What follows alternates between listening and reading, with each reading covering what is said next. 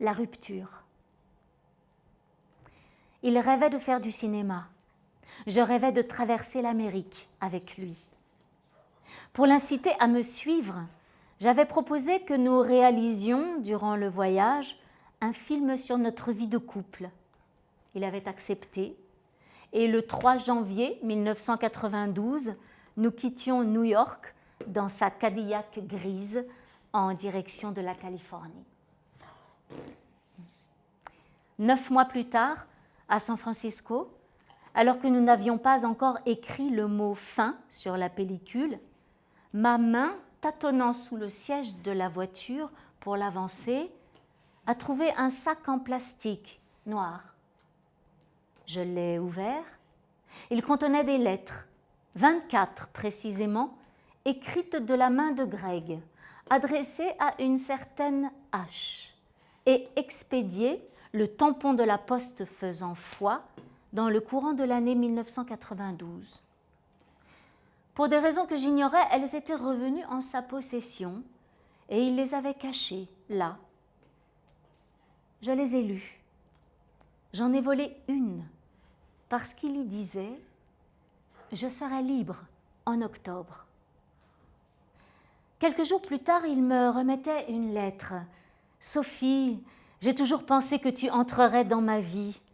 Je veux que tu saches que je t'aime et que tu es devenue la chose la plus précieuse à mes yeux. » J'en doutais et je décidai de lui donner raison. Il serait libre en octobre.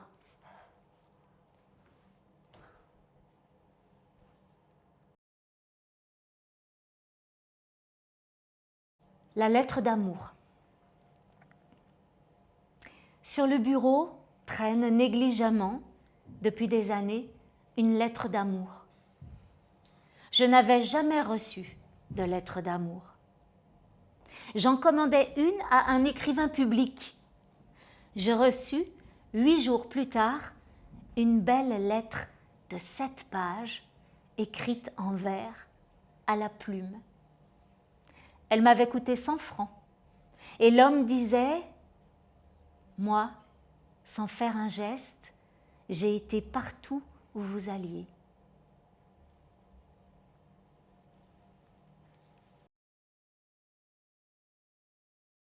La dispute. Le mardi 10 mars 1992, à 11h50, il m'a jeté à la figure les objets suivants. Une bouilloire vide, une planche à pain, un sofa jaune à 2 places, 4 coussins, une monographie de Bruce Nauman et un téléphone noir qui défonça la cloison. C'est alors que je compris qu'il fallait faire la seule chose qu'il me demandait, l'écouter.